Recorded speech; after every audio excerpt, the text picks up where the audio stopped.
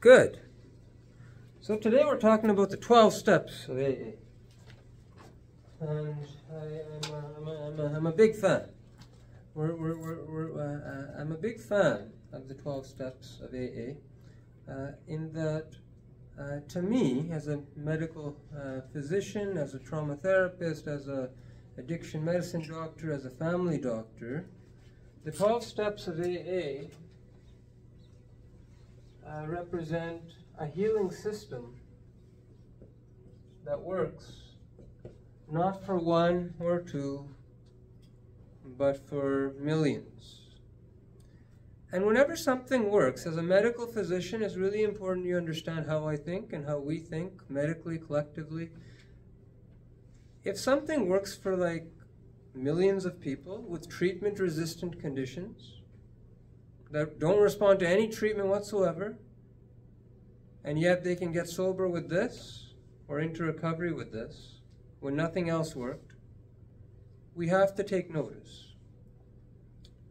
I take notice, and I study it. And I've become fascinated by how it works. And then I've become fascinated by what doesn't work. I've become fascinated by the blocks of the recovery process. Because humans are not different.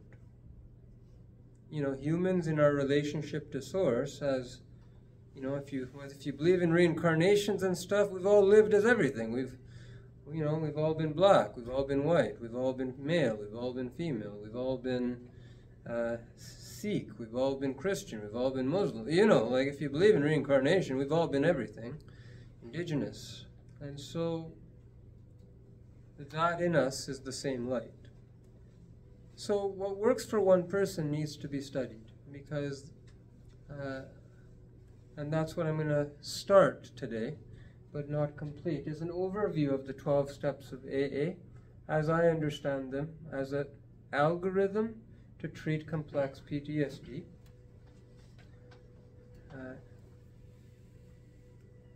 At zero cost. So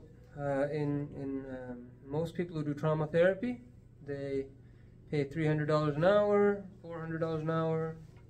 If I could be in the private world, I could be going on my Zoom account and making $700, $800 serving celebrities. I probably could. But no, that's not my thing. But the point is trauma therapy is expensive. So whenever an algorithm comes up that works for a lot of people with a lot of complex PTSD, because addiction has been overly simplified into, oh yeah, it's just addiction. But behind every addiction is like a messed up story. It's neglect, it's trauma, it's this, it's that. It's never like simple. And yet we say, oh yeah, it's just addiction to alcohol, it's just substance use, it's just... And so I really just want to be very, very clear about why I'm teaching this, and over the next couple of weeks why we're going to be examining this, because AA helps a lot of people, and there's a lot of people that AA they can't connect to. So, and we're going to delve into the reasons why. And by AA I mean Alcoholics Anonymous. So at NAM we talk a lot about identity, true identity. And that's what NAM means, identity. N-A-A-M, it means identity. That syllable means identity in all sorts of ways. And so, here's what happens between you.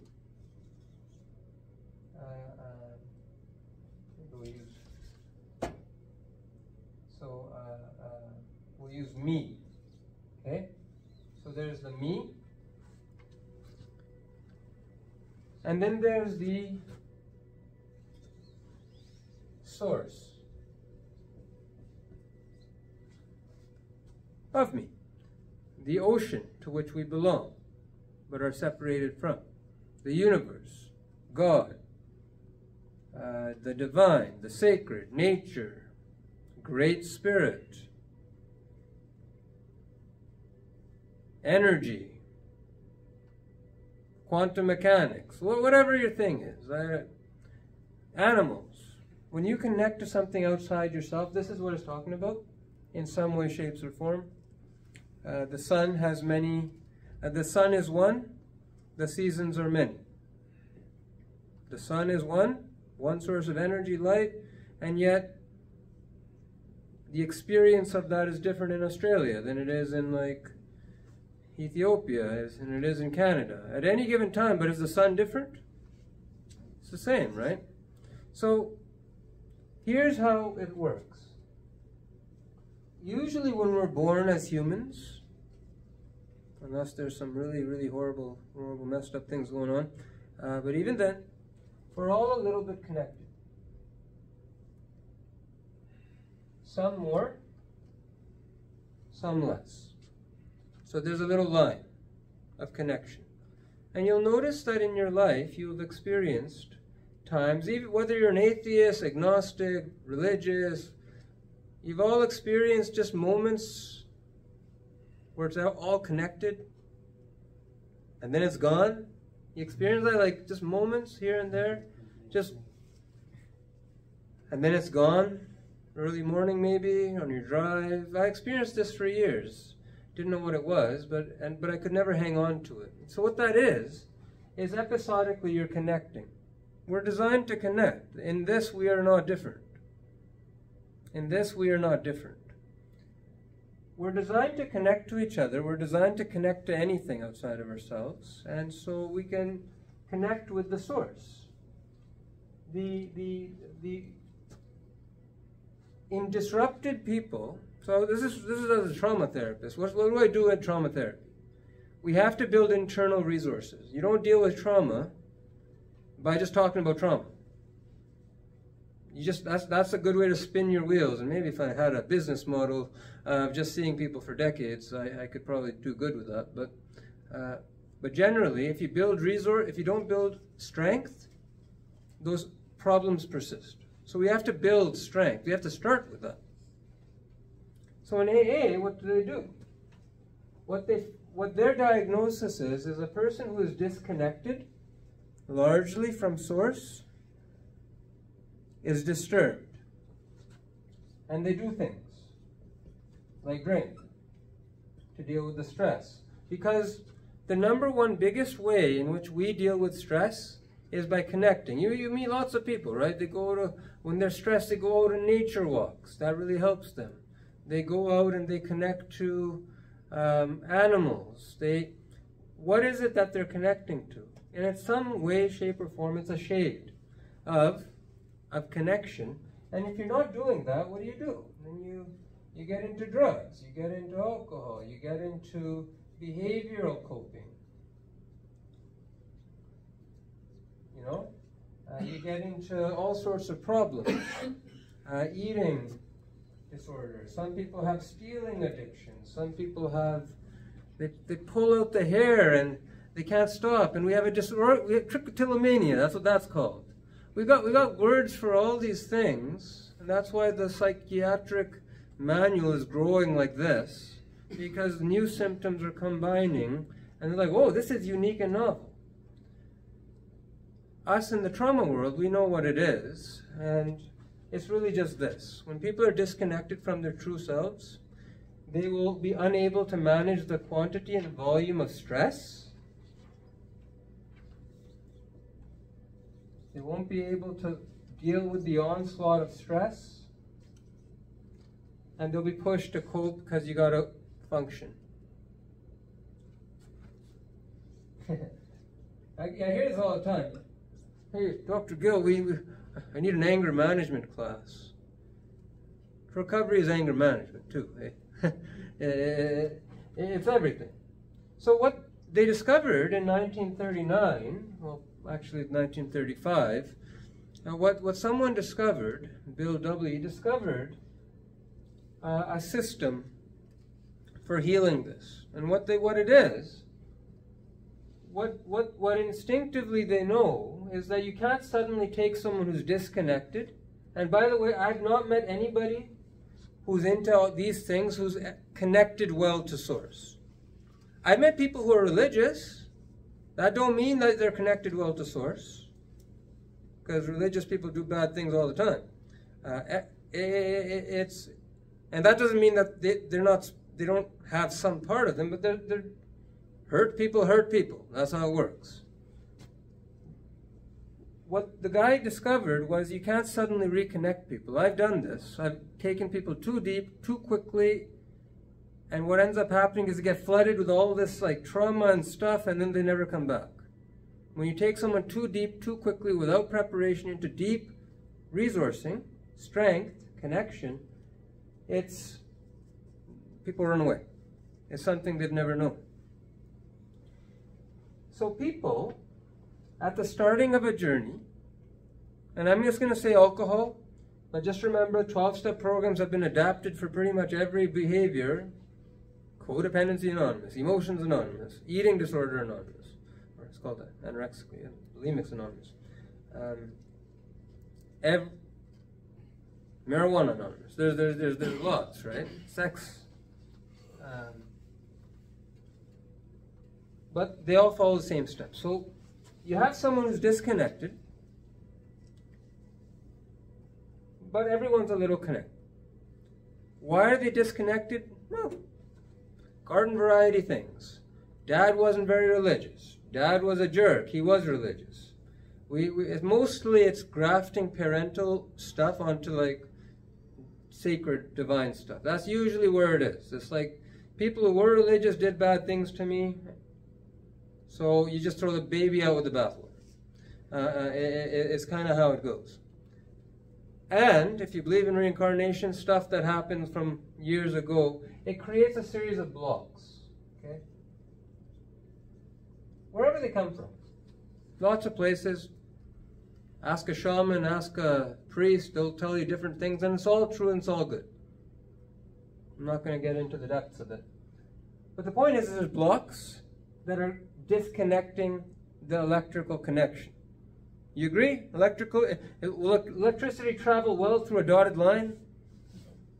Not too well. Lots of efficiency loss, so this person will not have a strong experience.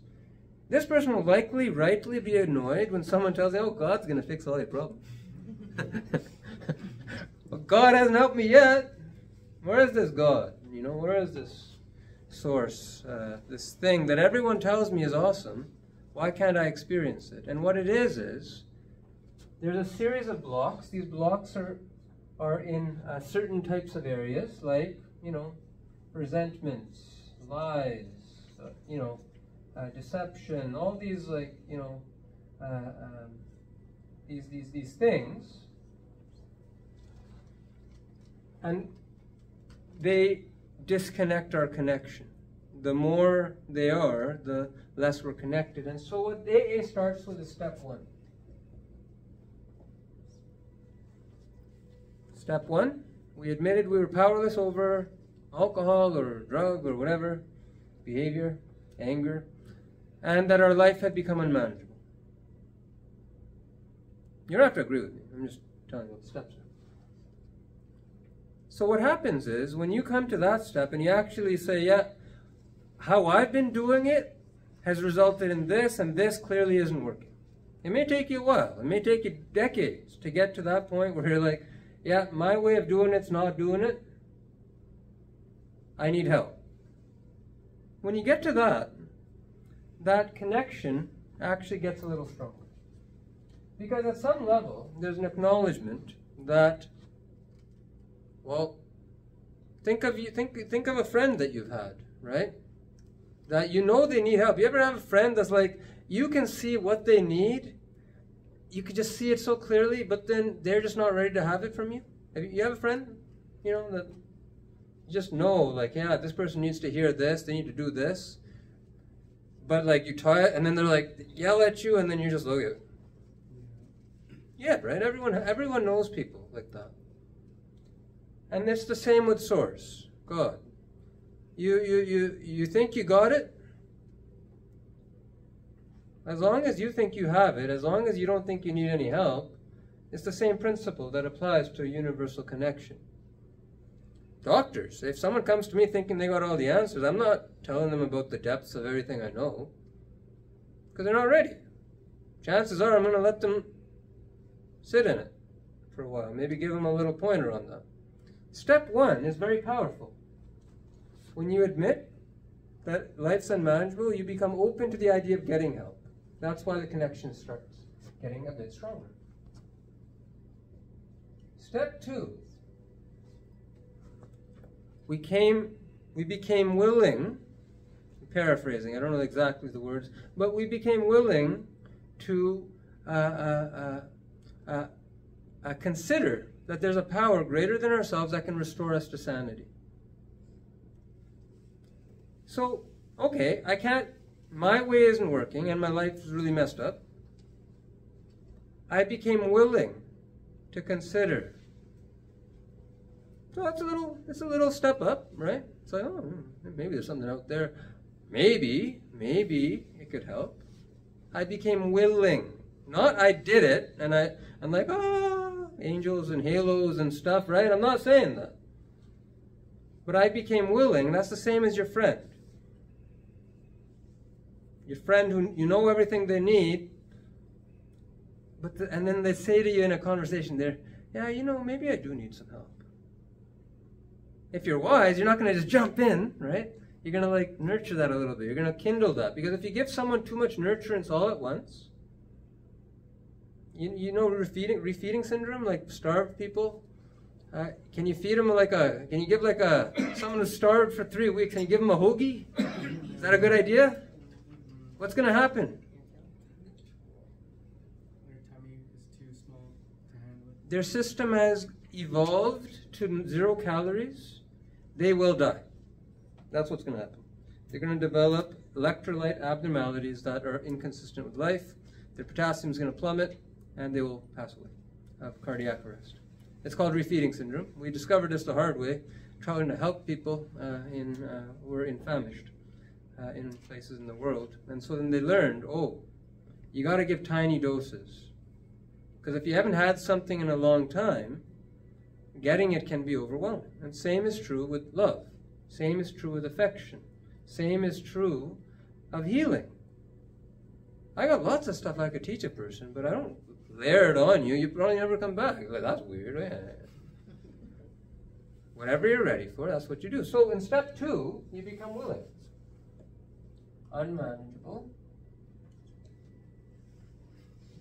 and willing. So if you do that, get stronger. Maybe the obsession is not as strong anymore. Actually, that starts with step 1. When you become willing to accept that life is not happening and you're powerless, suddenly it's a little easier to resist the alcohol. Suddenly it's a little bit easier. When you give up that, you suddenly have more energy. The obsession is a little lower. It may not be gone, but it's a little lower. Step 2, you become willing to ask for, or willing to sort of look at some kind of higher power thing of your conception.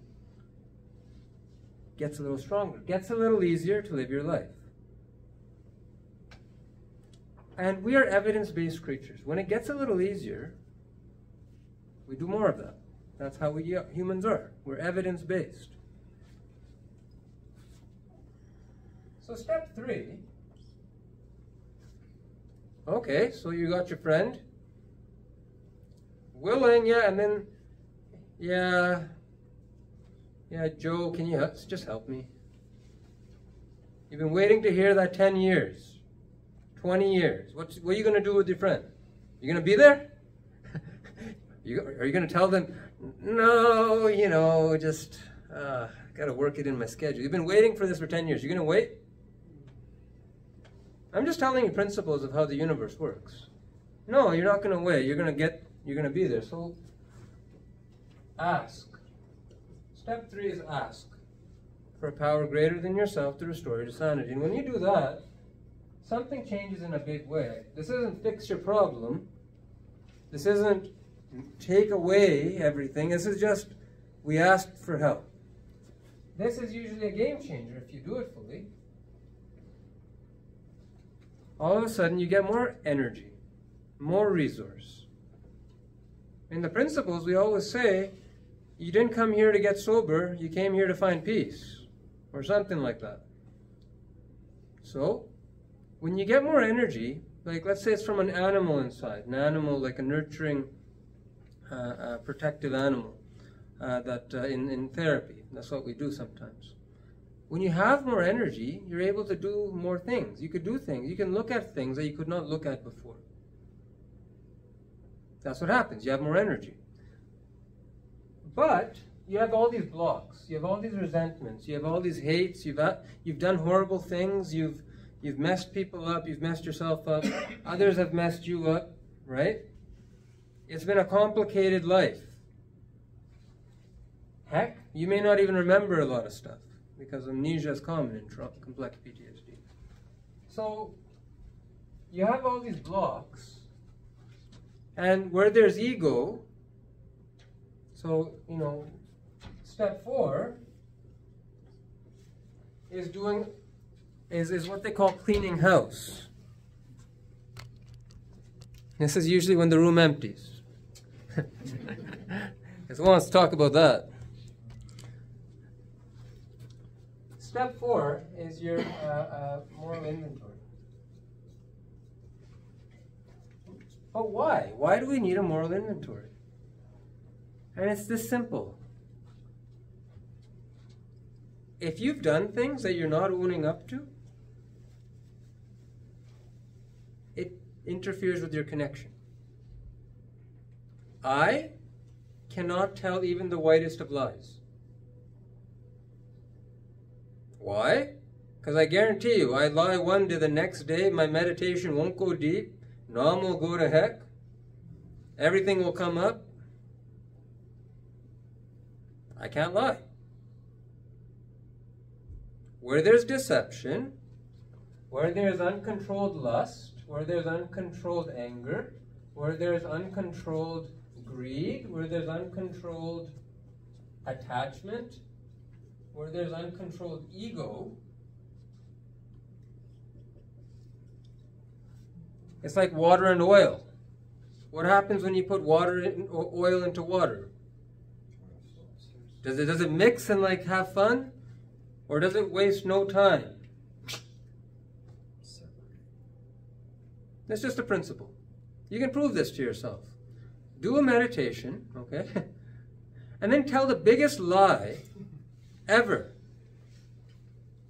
And do a meditation right afterwards. Mindfulness. I'm not saying God, I'm not saying pray, I'm not saying nothing.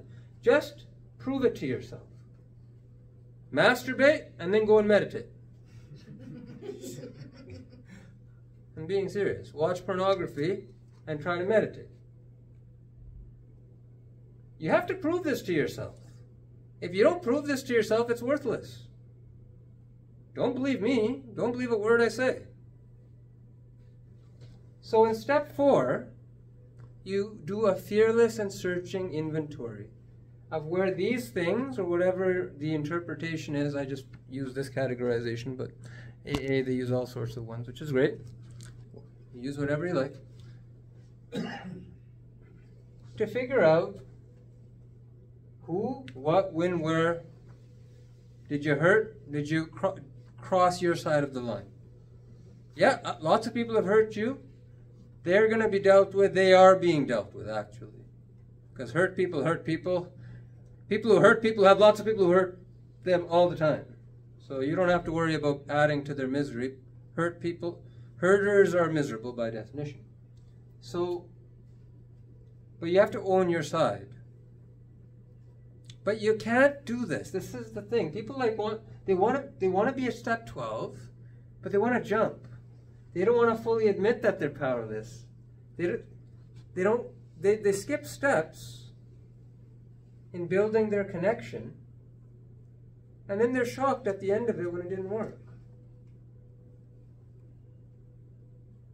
You skip step 4, you're going to be dealing with a broken line. You try to make amends, they won't be complete. So, step 4 is the moral inventory. If you do it, it seals your connection. Now energy is starting to flow. Because energy is flowing, you actually have the resources to talk about this. So what do they do? Step 5. Because this is an exercise and it hurts. People do step 4 for years. It's like, what are you doing? It's just like, you know, don't drag it out forever. Unless you're masochist. So, that's an addiction too, eh? There's all these sadomasochist kind of parlors out there, right? It's all the same thing. It's just step 5, admit. It's quick, probably painful. Admit to self, admit to God or source, because that's your friend, that's what you want. Your higher power, your outside of you, whatever that is, that could be like a chair, whatever, right? Whatever you want to define that as. But you have to admit this to yourself, to God, or higher power, and to one other person. Why? Because we are self-deception. Humans, we deceive ourselves. We're really good at it. Oh yeah, I admitted that to myself, when you didn't really do nothing. And you can talk yourself into it, and you can say, oh yeah, I did therapy, I told my therapist. Yeah. So then, very wisely, they say one other person. Sponsored, doctor, priest, good friend who's not going to judge you, whoever, right? Again, when you do that, the connection firms up. More energy flows. Now you actually feel you'll be able to do step 6. As a result of this, most people, when they do step 5, they feel permanent release of a good portion of the power of obsession, if you do it right. Permanent.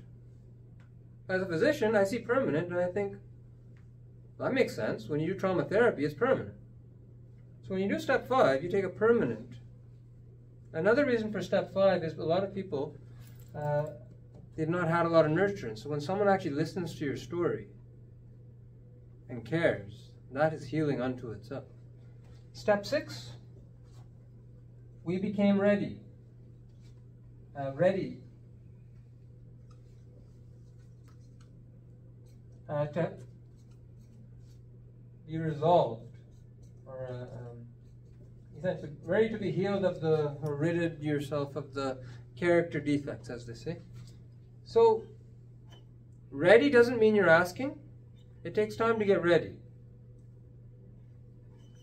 You can see what's happening here, right? So when you get yourself ready, yeah, you know what, maybe I am forgivable. I can admit this, but can I be ready to be forgiven? Takes time.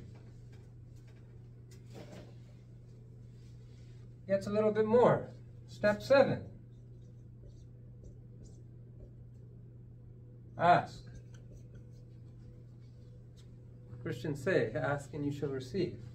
And step 7 is you ask for the help. Please, God, remove root and branch these defects of character. And just like you would do for your friend when they came time and they're like, yeah, you know what, I'm ready, I've been carrying all this weight, will you hear me? And you've been waiting for 20 years for your friend to do something about their horrible problem? Yeah, you're going to be there. You're not going to make an excuse. You're going to... And so it works with Source and the universe. So step 7, ask, and then gets really good. Now, your connection is really good. There's just a couple of points that are not connected. So then step 8 is make a list. A list of who you've hurt. Just make a list. Don't go up, apologize to them. Just make a list. If you've done all this, this is actually very liberating. It's healing. But if you haven't done all this, this is torture. Or you just won't do it. Or you'll do it, and you'll do it as your step 1. Just get on your knees and beg for forgiveness, but you don't actually own anything. So, step 8, make a list to make amends. Because whenever we do trauma therapy work, and I realize this is triggering, please ground yourselves, pause the video if you need to, but it's important knowledge.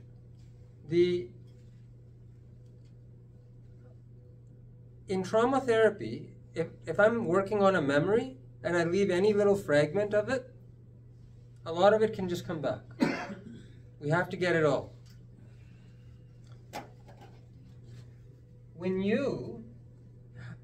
If you have like a millimeter separation, the rest of the wire is good. Is electricity going to flow good? Yeah, some of it may arc, right? You know, you might get a good arc, but the power is going to be a lot lower, right? And you need full power for what you want, which is to restore your life to sanity. You want full power. So it's inevitable in the healing process some things get left. Making a list of people you've hurt will fill that in. Becoming willing to make those amends. And then step 9, making those amends. Where it will not hurt the other person to do so. That will seal your wire.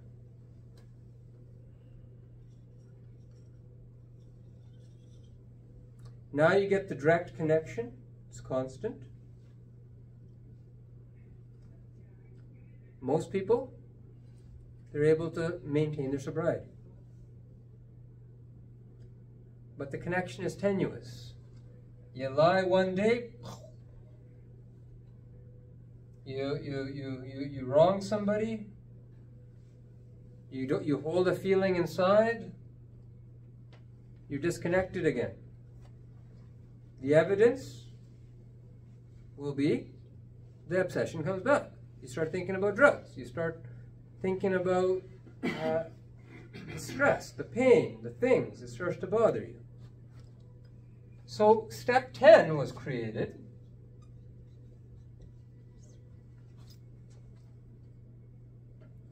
to do a daily inventory and to promptly make it right where you can.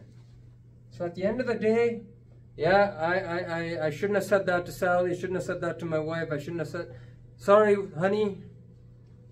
It's good. Connection sealed. You have to start living your life this way. To protect this connection that's keeping you sober, keeping you well. Miracles are happening all around you. You got a job, you got a relationship, you got stuff happening. You find money where you never thought you had it. Like, stuff's happening. Don't think that's you. It's this connection that's going to bring you the prosperity you need to live your life.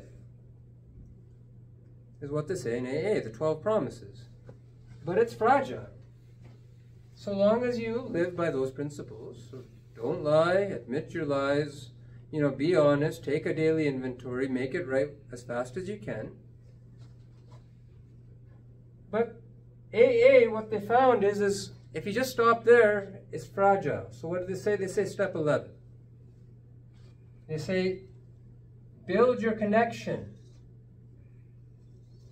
through meditation and prayer, through exploration, through get into religion, get into other spiritualities, get into some stuff. And now you've done all the work. It's not going to be as hard for you.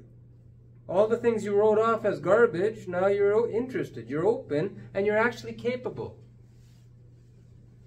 So the connection gets stronger. Let's say you lie even, maybe that happens. But the whole connection doesn't get severed. You have time to make it up. It's not suddenly going to fall apart.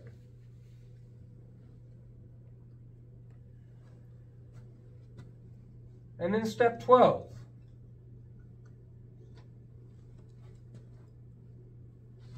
Bring this message to others. And anybody who's spiritual, any lineage of spirituality that anybody has ever healed and been good for humanity, involves service.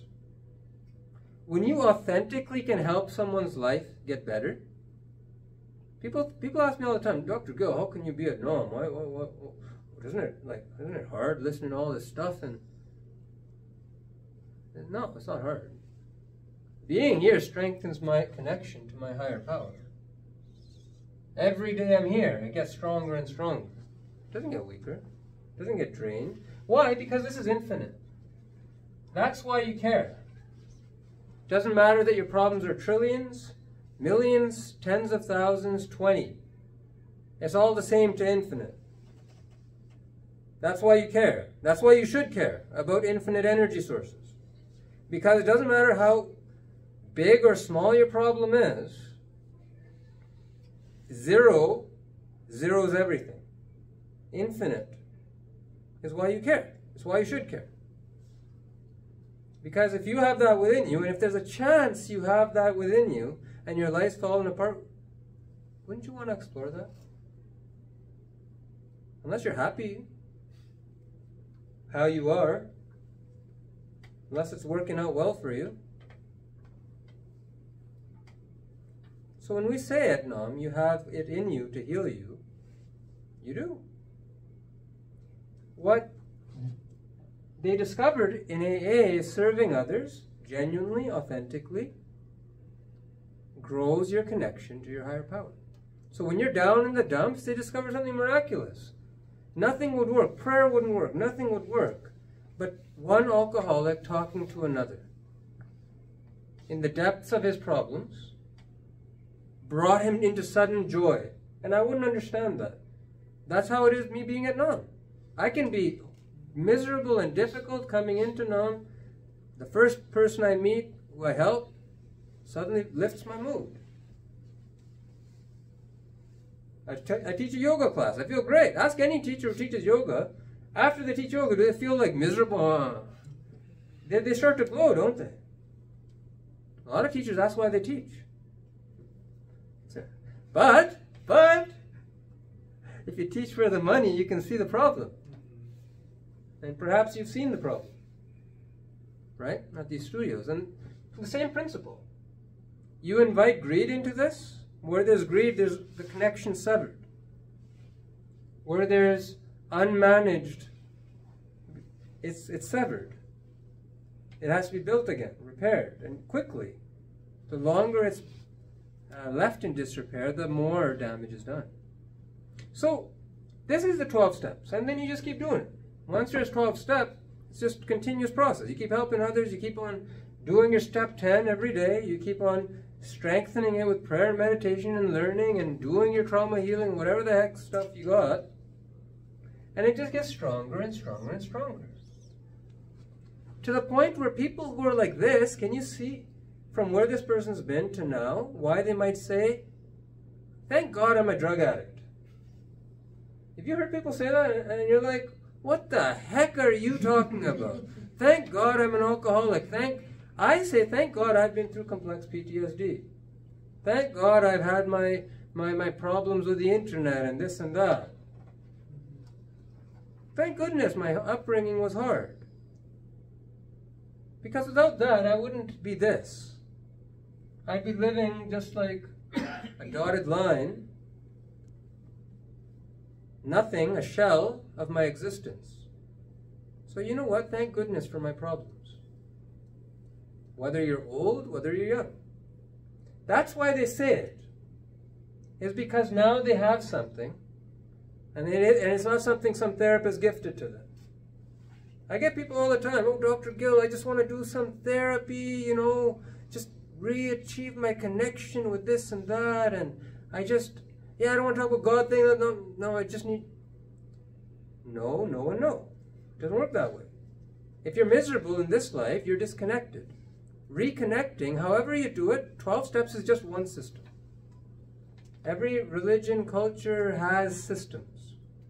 You can see why. It's because you need stability, don't you, in a society?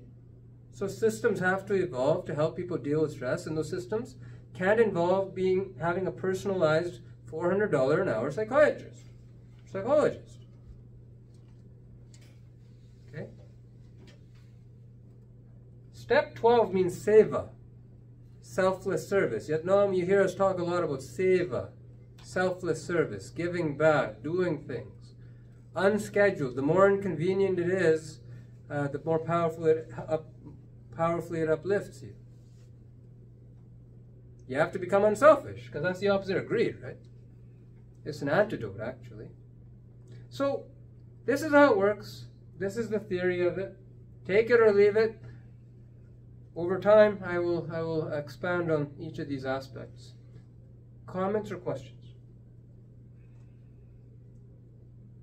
If we do an inventory at the end of each day, it'll probably get smaller of the things you want to not do again.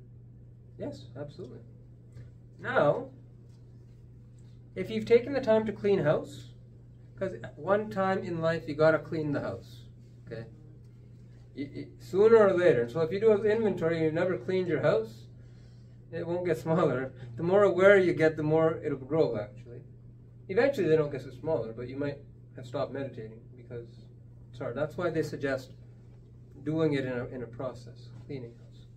So but it is true. Your stress won't grow. If you say sorry to your wife, she might be mad for a few days, but the madness isn't increasing. It's starting to diffuse as soon as you said sorry. She may be outwardly angry, but she's going to be figuring things out because now you've at least admitted that. So that's the power of a daily inventory. Is learning to live in harmony with people. It's a great question. Thank you. You know what? Lots of other questions could come up from this. I will be doing a more detailed thing. Was this helpful? You guys have probably all heard about 12 steps, but have you heard about it like this? It helps me because when things are worded different, it like resonates better. I struggle with words, I guess, or certain words. Perspectives. Yeah, flips the lens. Good. Excellent. Thank you. Thank you. Other comments?